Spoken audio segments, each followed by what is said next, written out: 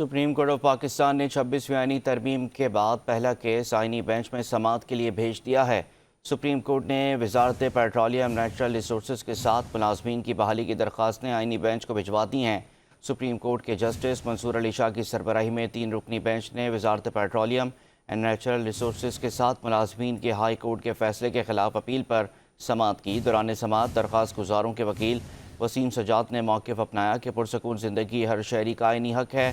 Justice منصور علی شاہ نے remarks دیے کہ کیس میں آئینی سوال ہے۔ 26ویں آئینی ترمیم میں کہا گیا ہے کہ آئینی کیسز آئینی بینچز بنیں گے۔ اب آئینی بینچز بنیں گے اور وہی تعین کریں گے۔ جسٹس عائشہ ملک نے اپنے ریمارکس میں کہا کہ یہ کیس اہم ہے، آئینی بینچ ہی سنے گا۔ ہم یہ درخواستیں آئینی بینچ کو بھیج رہے ہیں۔ بعد ازاں عدالت نے برطرف ملازمین بحالی کی درخواستیں آئینی بینچ کو بھیج دی ہیں۔ واضح رہے کہ وزارت پیٹرولیم نیچرل ریسورسز کے ساتھ ملازمین نے ہائی کورٹ کے فیصلے کے خلاف سپریم کورٹ سے رجوع کیا تھا۔